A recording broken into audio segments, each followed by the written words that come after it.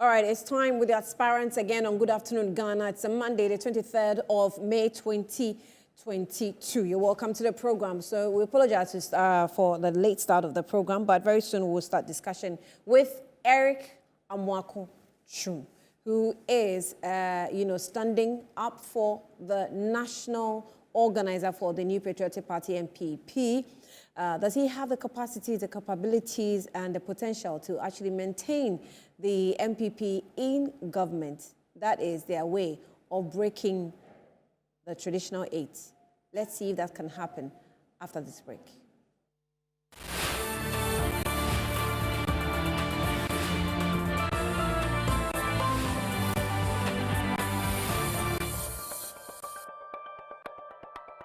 Well, it's Good Afternoon Ghana, and it's time with the Aspirants. Today we're spending time with Eric Amoako. He has been a government spokesperson on varied areas in business, in a lot of things. He's been at the Ghana Export Promotion Center. There's been issues. I'm definitely going to ask such questions around those areas. Now he's putting himself up as a national organizer for the NPP. Let's go through some slides, have an idea a bit about Eric, and then we go on to him. Eric Amoako is an entrepreneur with a special interest in technology investments across Africa. Eric Amoako has over 20 years of experience in marketing, brand management, project management, and investment promotion. Goes on to say he has vast experience in marketing and various commercial roles, having stints with Millicom Ghana, that's Tigo, Nestle Ghana, One Africa Media, and UK-based telecommunications giants Orange Telecom, Kumasi, Asante, Kotoko, SE. Okay, so technology entrepreneur responsible for setting up of Jobberman Ghana and Checky Ghana Plus, a host of other tech investments in public service, a former deputy CEO of GEPPA, as well as government spokesperson at the Ministry of Information and Communication Specialist, Ministry of Trade and Industry. Currently, Amoako is a doctoral candidate pursuing a PhD in business administration with research interest in innovation management and service delivery in the public sector. Eric Amoako holds an MA in Marketing Management from Birmingham University, undergraduate and postgraduate qualifications from Emil Wolff College and London, and the University of Professional Studies, also Chartered Certified Marketer since 2002 from the Chartered Institute of Marketing, UK. Now, he holds a certificate in Harvard Business School. Political experience, Amoako became first vice chairman, Tobu constituency. Also, he has contested twice in parliamentary primaries in Tobu, both Tobu and Fantiakwa South constituencies, and a member of the national communications team for over a decade, or almost a decade now. Okay. So the little brief about the gentleman in two different constituencies, Fantiakwa South and Tobu constituency. He's been around, but he's a very calm, collected gentleman, so you might think that he's not doing anything. Is it true?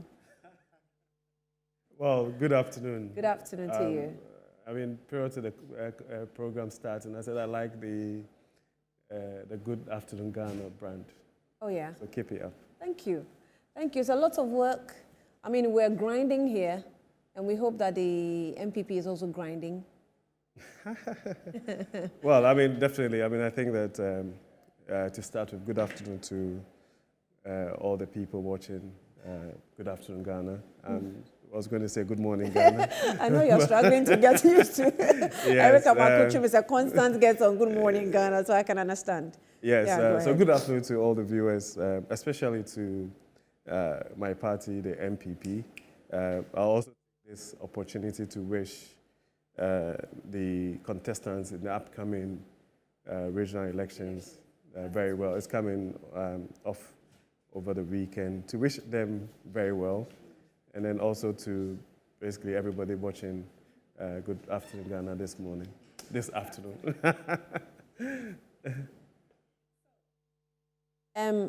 Let's start with GEPPA. How did you land there in the first place? Well, I mean, Ghana Export Promotion. for me, it's a significant experience. I got an opportunity to serve there as a deputy CEO. I had my own ideas as to the agency and how it will be able to contribute to Ghana's development. You know, we've been having this whole conversation about the changing the structure of our economy and all that.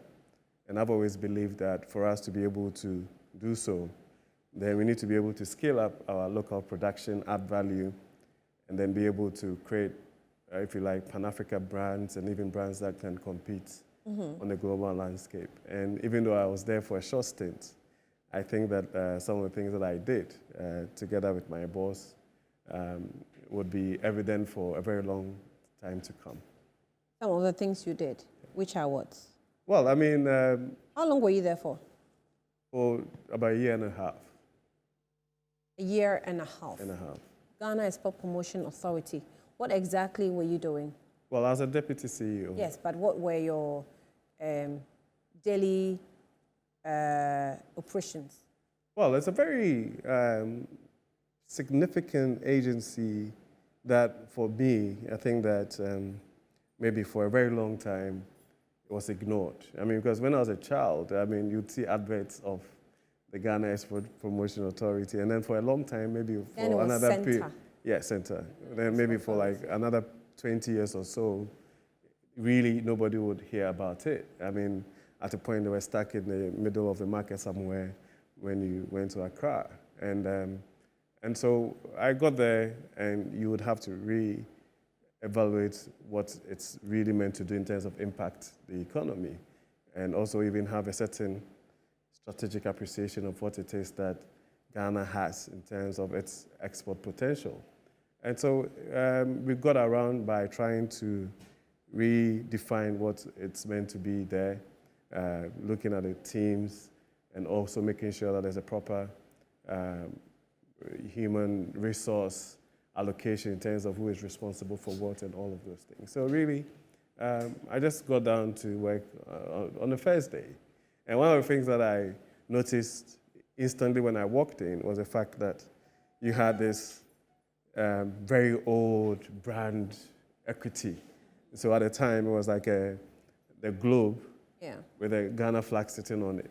And really, in marketing terms, in my background, in branding and marketing, there's nothing much you can do with that kind of equity. There's no proper collateral out of it. So we started on by trying to rebrand. I mean, so when you drive around Accra today, you know, the new, if you had the opportunity, the new branding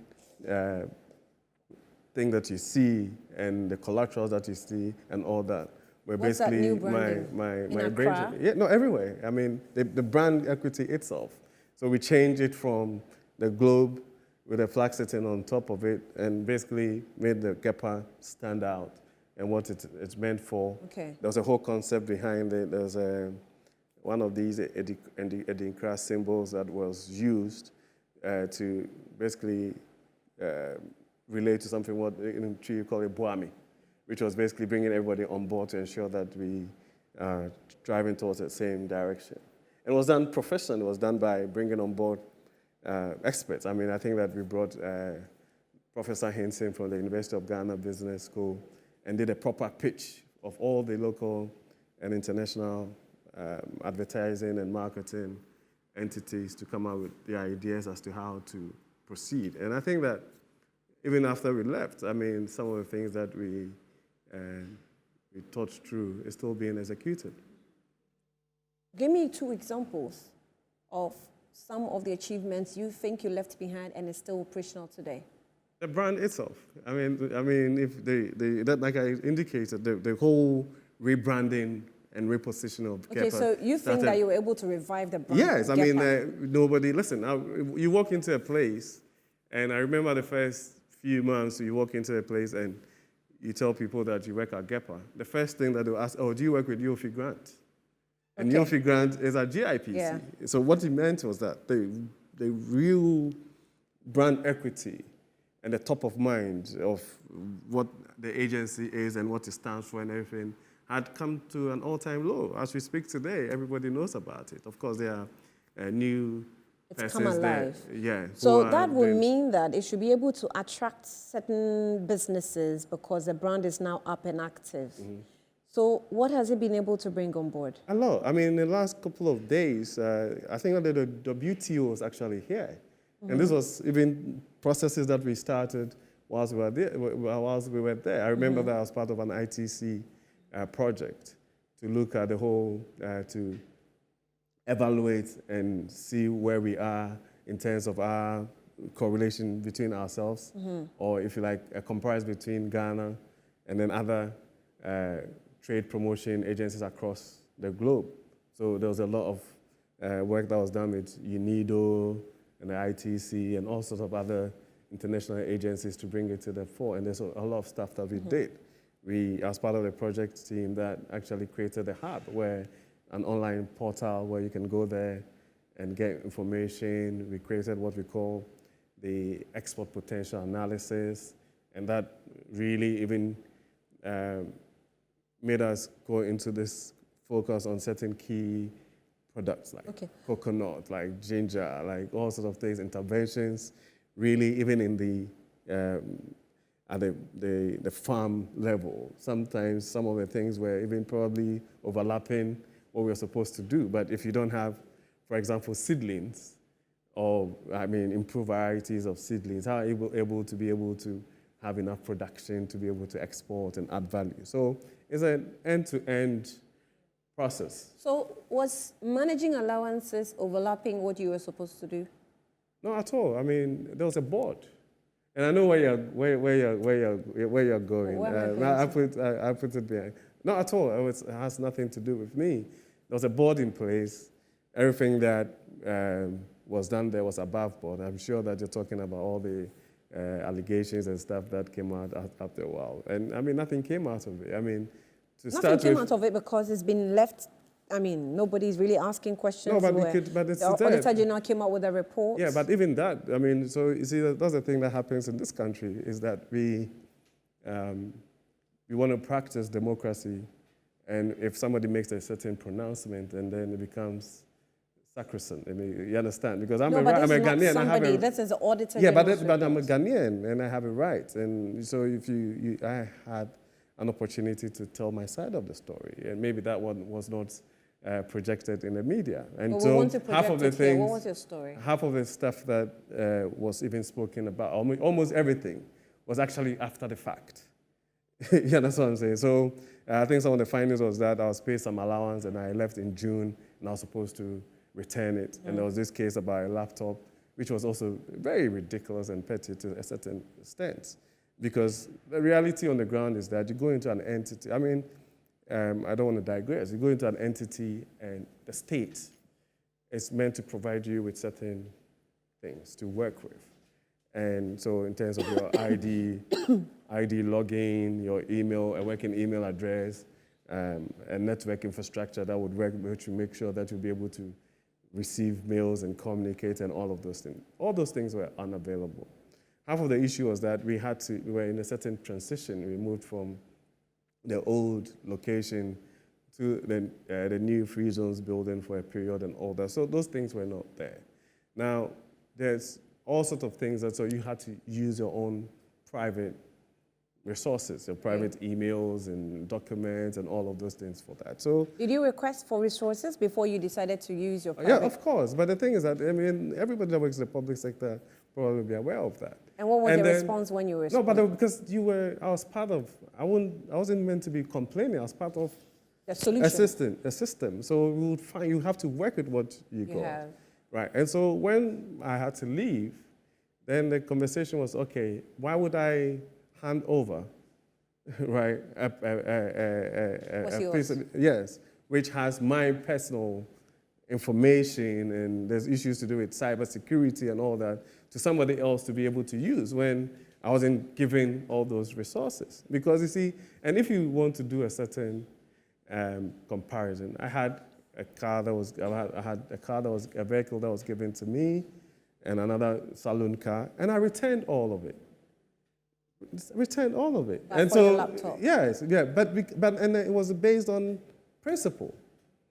You understand? Yeah. And the principle of the matter is that anybody can have issues. And I wrote to the Auditor General that I would make payment for that. And that there were, that was due me. There were remuneration and salaries and all of things that were due me. So the entity should basically do a certain, calculation of what is required for me to pay, or they meant to pay me, and then we would round that off. And so that, yes, of course. And so even in terms of the publications and all of those things that came about and all of those things, I had to get my lawyer to write to those people who made those publications. But at a point, you just realize that, once you're in public service, right, you can't go about essentially suing everybody that writes a thing. So I put that behind me. So we have closed that chapter at GEPPA. Mm-hmm. It's closed. Yes.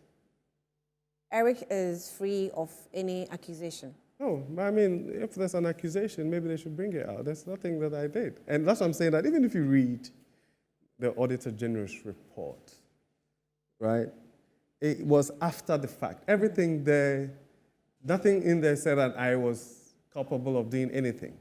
It says that I was paid this amount of money and that it was for a certain period, and because I left in June, I was going to refund the rest, right? So, and that's essentially that. And I'm saying that on authority, that even as you work in an environment, right, I had benefits that were supposed to be accrued to me. And because of all of these things, I decided to just let it go. So, because you are going into elections, it is likely these things can come up from your opponents. I don't know if you are prepared for that. I have absolutely nothing to hide. And so some of these things also borders on internal stuff. And so for me, as a member of a political party that I have invested time, resources, and everything in, this is not a place for me to reveal certain things. You understand my point? Yeah. And so I'll let it slide, but I have absolutely nothing to hide. If anybody wants to interrogate it a bit further, they can basically go ahead and do so. Let's come into Trobo and Fantiakwa South. When did you get into active politics? Because GEPPA, I would say maybe you were doing business. It was strictly business with your expertise, not maybe doing hardcore politics there, but on the ground, running for Member of Parliament in these constituencies. I ran in Trobo before I went to GEPPA. Yes, I know, but I'm saying that maybe GEPPA, you were focusing strictly on business, because I think it's like where Yofi Grant is. You just can't be doing too much active politics because it's also serious business there. But coming down into doing politics, really, what got you into there when you went to Trobo? Well, so it's and why did you go to Trobo? What's your history with Trobo? So my parents have had a home there since 1979. Oh. Right, and so that's where basically I grew up since maybe age 10 or so. So it's my neighborhood. We were essentially the first people to actually move there when there was nobody there. So I have a very strong history with that. And that's where my family home is. And so when I wanted to do something in politics, I think that it was a bit natural for me to start off from there. Mm-hmm. I started off by volunteering for the various groups, polling station meetings, talking to the young people. And at that time, we were in opposition. And I remember in 2012, during the elections, I did a bit of work with the MP now. And essentially, I was asked to go to the coalition center. And that was on election day. And so we went through all throughout the night and everything, hoping that we would emerge victorious. Unfortunately, we didn't win. And so that became one of the things that actually spurred me on that. Okay. Maybe I have to, put in a lot more work and to make sure that in 2016 we will emerge victorious in the general elections. And so I just started off and started working. Then I also basically found some of the youth groups at the time. I think Anthony Cabo was youth organizer. And then with my experience in marketing and all sorts of other things that I've done over the period, I mean, not a lot of people know this, but I actually volunteered for the Labour Party whilst I was in the UK. I mean, moving from door to door, canvassing for votes, and I mean, sharing leaflets and all of those things. So there was a certain political, if you like, activist within me. So full circle, I decided to contest as first vice chair for the constituency. I did, and I won. And so I was a constituency executive for a period. And then towards the 2016 elections, I felt that maybe I would best serve my people as a member of parliament. And so I resigned my position as first vice chairperson and then went on to contest. Was that a bad idea? On hindsight, it was. On hindsight, I'll be very honest. On hindsight, I think that the refrain was that, well, we've given you a mandate for 4 years to serve as a chairperson, a vice chairperson for the constituency, and you have decided to do something else, which was basically become MP. And so the people did not agree with me.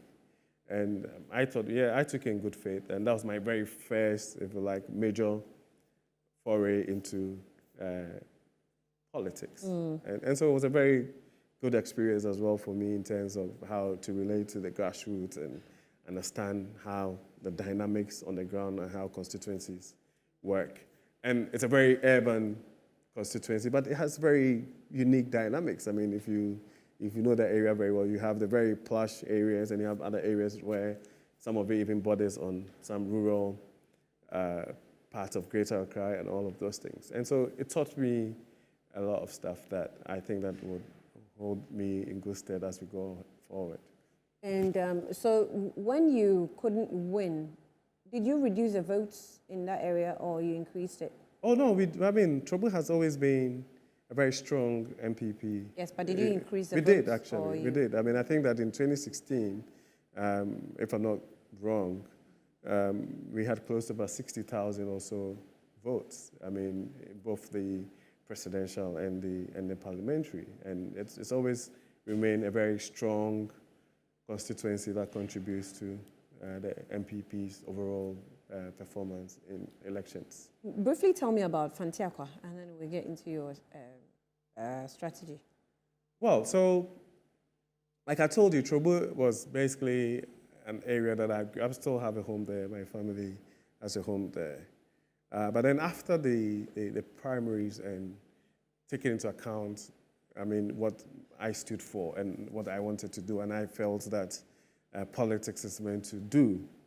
One very senior member of our party called me one day. It's like, but your name is Amoako, you know, and if you want to do politics and want to do it for a very long time, why don't you do that in your hometown, where you come from, where in terms of impact it will be felt more, in terms of the fact that it's a rural community, and you will be able to take development there, because I mean, when you take Trobo, for example, by and large, if you do a certain comparison with Fantiakwa South, then it's more developed and it has the infrastructure and all of those things.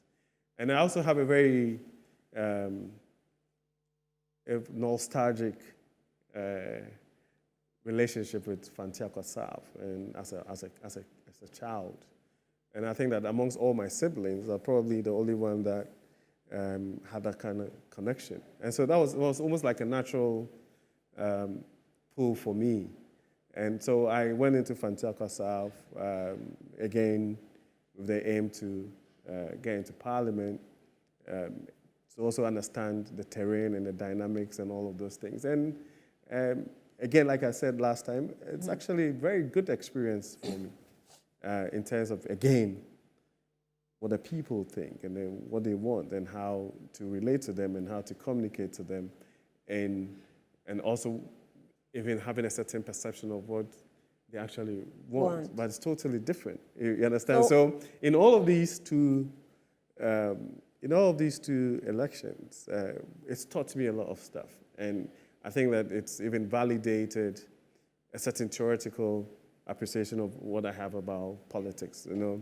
Because in 2004, when I was reading my master's, I had an opportunity to write my thesis on something called political marketing. At the time, it was essentially, there's no literature on political marketing. Oh. You would have to take some literature from political science and then maybe contemporary marketing, but there was absolutely no literature on that. And so it actually also opened my eyes to a lot of things and how you can inherit or even bring on board contemporary management practices into mainstream politics. And then down the line, then you had this whole conversation around the Conservatives trying to rebrand the party, and then brought about David Cameron and his group, and then came Obama and how he's able to, come from basically an underdog to become president of the United States, the first black American president and all that. And then all of a sudden, you have literature, and then the advent of social media and its impact and all of those things. So it's become an exciting terrain. And in the last, if you like, 20-something years, then examples abound. And for me, that is what is very interesting for me as a politician, as a practitioner, and as someone who is interested in ensuring that democracy as we have it, or politics as we have it, is meant to impact the lives of people. It's meant to impact the lives of people. Is the NPP impacting the lives of people? Yes, we are. And sometimes I think that we, maybe I'll probably even add myself to it, maybe we're not very good at telling our own story. No, sometimes you don't need to tell your story. But because sometimes your story speaks for you.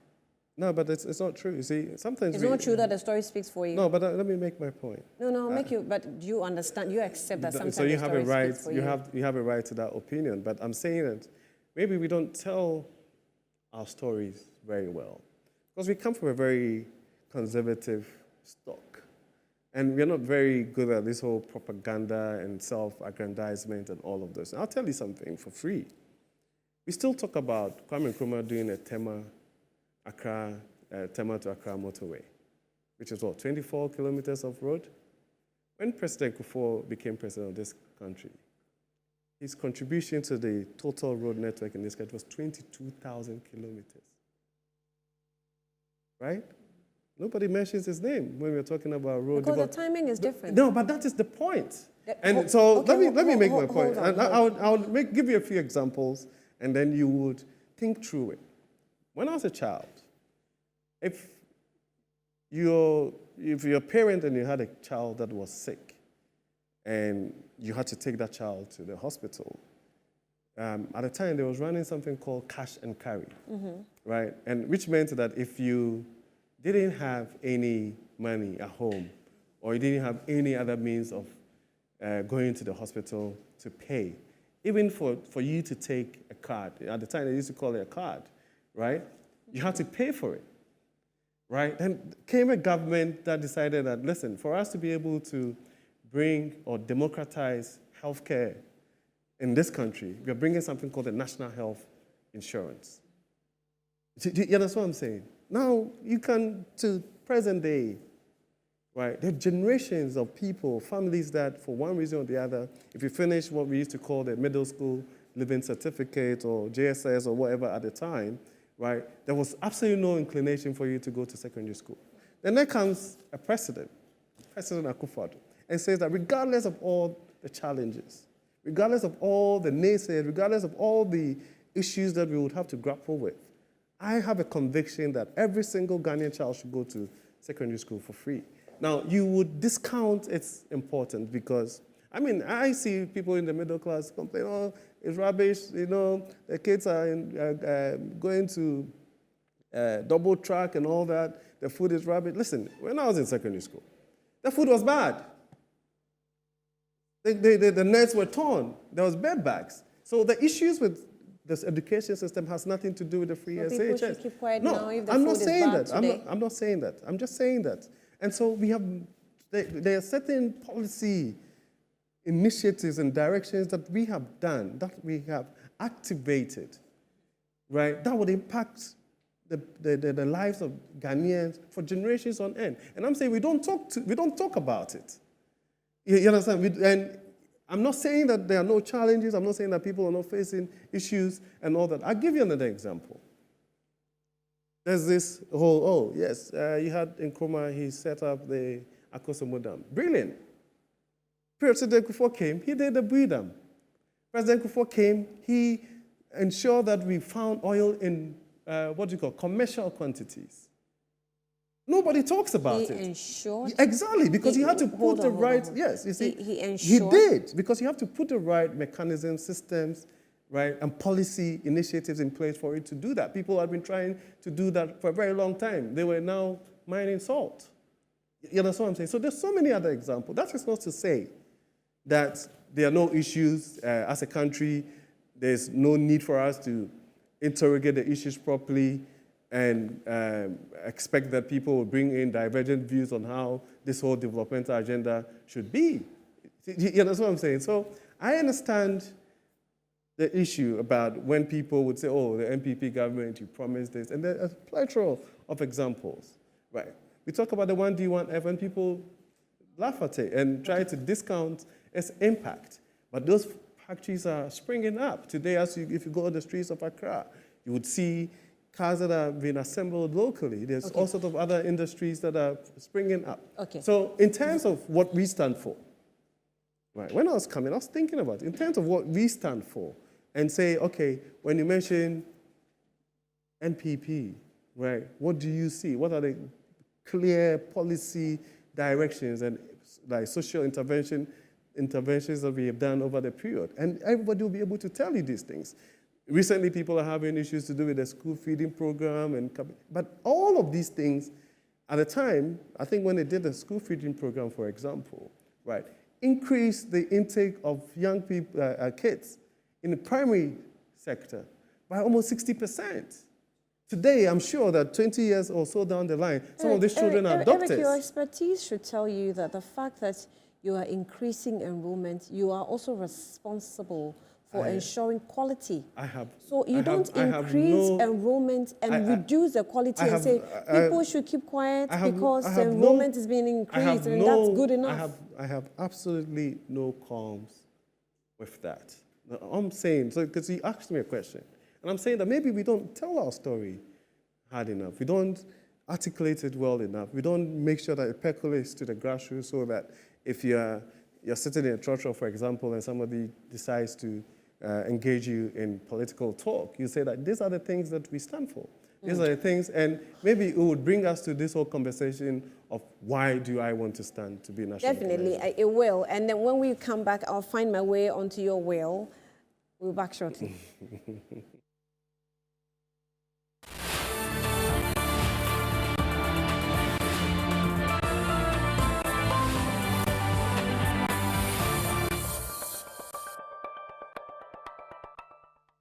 Welcome back to Good Afternoon, Ghana. We're using the last 10 minutes with Eric on, so all that he has said is why he is now catapulting himself into national organizer. And so having tried Trouble, tried Fantiakwa South, you are not taken aback? Not at all. I mean it's an experience, you know, and point to me a politician that's never lost an election before. Maybe I'm losing mine early. Right? And so that's fine. You learn. And you see, the thing is that sometimes people, for me, I think that take this politics thing a bit to a totally different level. You are seeking the mandate of people to serve them. Right? You're saying that I want to be your servant. I want to go out there and work for you. What are the fallouts? What are the fallouts you saw that made you put yourself out there to do that I want to serve you? No, because the thing is that these are the same things that I'm espousing now. It's to be a leader of people, but you also have to also serve first. And if you can't be a leader if you don't put yourself up for that. You understand? So you're exposed to the scrutiny and the questions. And I mean, when you start politics, people go and, resurrect your dead great-grandfather. You know what I'm saying? So all of these things are sacrifices that people who put themselves out for these things would face, right? But the reality on the ground is that someone has to do it. You get it? Yeah. And if you're someone that actually takes this thing seriously and you feel that you have what it takes and you're here to give back, right, then you always have to put yourself up for some of these things. So you said you're reviving the grassroots. And I told you before that I'm sensing that it's almost like a common language running through the new faces that are coming up to overtake power in terms of the offices that you're running for. Why is that becoming a common chorus? It's because the grassroots are actually the foundation that every political organization... Do you think they're dead movement, now? No, they're not. So what are you reviving? Listen, if you take a look at the recent polling station elections and the amount of passion that it generated, and even some places, a bit unfortunate, but to the point where people were very passionate and enthusiastic about who became their polling station chairman and putting themselves up for it, means that there are people who still are the grassroots who love this party, who are passionate about the development of this country, and who want this country to do well. And now, for you to build any democracy, it's founded on political parties, because we have agreed that we want to run a multi-party democracy, which means that the political party, the very base of the political party, should be strong, should be resolute, should understand what the decisions are and why we make those decisions. So the ideals for which the party was formed has to percolate all the way down to the grassroots. And so people would have an appreciation. So half of the challenges that we are facing now is everybody uses the same word. Oh, there's apathy at the base. But there has to be apathy at the base. It's a phenomenon. There's something called dissonance. Post-purchase dissonance, post-whatever dissonance, post-marriage dissonance, everything, right? And so once that has happened and people feel that they are part of a certain political movement and they have expectations, those expectations have to be calibrated and managed. And information has to go down to those people who have those expectations, right? So that there's no vacuum, there's no gap in the relationship between the party, and especially now that we are fortunate enough to even have a government, right? It goes all the way to the grassroots. And so that has to be managed by somebody. And it will not fix itself by default. You understand? So for any organization that even is minded by a certain dissonance, then you have to put together a strategy to deal with those things, right? And so you can't do that by basically inertia, for example, and I expect that it would work. You know, and so because this is public consumption, there are some other things that you probably will not be able to talk about. But the reality on the ground is that we would do a certain introspection. And I think that even the party itself has a certain organic way of doing that. If you go to I was listening to a certain analysis a couple of hours ago about the outcome of constituency elections. And it's very clear that even the grassroots, which is the polling station executives, are sending a certain signal that we need to re-inject some dynamism, a new way of thinking, and also add some of the old things that we stand for, right, for us to be able to move forward. Because, the only thing that is constant in this world is change, right? And so whilst we're even talking about the Ghanaian electorate, the Ghanaian electorate is becoming more sophisticated, right? And so business as usual will not wash. You need to be able to explain the issues. It's not for nothing that, once you start having a conversation with anybody today, you don't have to equalize. That's a very sophisticated electorate, right? And so if you're looking for national leadership, then you're looking for national leadership who would be at the forefront of that. ensuring that there's a certain positioning that the party, or a way that Ghanaians see the party. And the only way they will know that is the people who are leading it, right? And what they stand for and how they relate and how they communicate and how they're able to affect the grassroots and the relationships that we create across sport. Then I've always said that there's always a push and a pull, right? The push is what we're doing. We're trying to sell the ideologies, what we have done, and all of those things. And also there are our actions, and even sometimes inactions, right? So I've had cause to even be confused about some decisions that have been taken. Sometimes you're looking, okay, why would we allow this to happen in a party like the NPP? You know what I'm saying? Yeah. And sometimes you would have to be bold enough to say that there's a certain trajectory that we are going that we are not known for, right? And so we need to retrace. We need to get back to the point where these are the things, these are the values that, I mean, everybody talks about Buzia, Dankwa, you're losing Dombo, your identity. JB, Jarocha, Akufo-Addo. Everybody talks about all these people. Under 1 minute, explain to me what property democracy means. Well, it's a conservative, liberal, democratic dispensation orientation, which is that the state is meant to be an enabler, right? To one, ensure there's innovation, there's productivity, people are committed, and to be able to do things on their own, imbibe a certain entrepreneurial spirit, and all of those things so that people are free to indulge in all the things that are commercial and would bring productivity and impact their lives positively, right? With the right policies, the right programs, the right systems in place. And that is essentially what that is. Okay. I think that's your camera. If you can look into it and tell your delegates why they should vote for you. Well, I mean, I would also get an opportunity to go around the constituencies and sell my message. I know you've launched your campaign. Yes, I have. And what I would say is that I would come in to work for the party. I'm coming in to be a servant. This is not a popularity contest for me.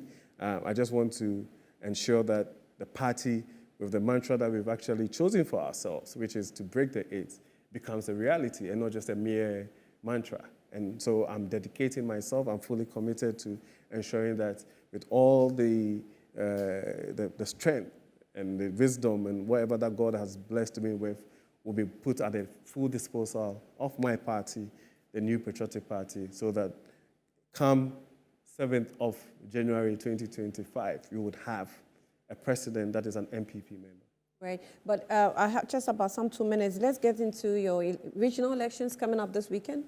What can you say to that? Well, I indicated that I wish all the various aspirants the best. This is a family contest. And sometimes, you know, in the New Patriotic Party, the one that I know is that we encourage competition. And then once we finish that, we would ensure that everybody comes together, close ranks, and pursue an agenda, which is that agenda is to ensure that the country, Ghana, develops to this level that all Ghanaians would be happy about. Right. So Erica Amoako is campaigning and, of course, gunning for the national organizer for the NDC, sorry, the NPP. How could I? For the NPP, apologies for that. So you want to, if you didn't get a chance to watch the whole interview, it's online, it's Metro TV Ghana, so you can actually view it and then hear some of the ideas he actually has put here on the platform and then make the right choice. I wish you all the best. Thank you very much. Right. I appreciate it. And thank you for watching us. So we're back on Wednesday with Good Afternoon Ghana, but this will be repeated tomorrow.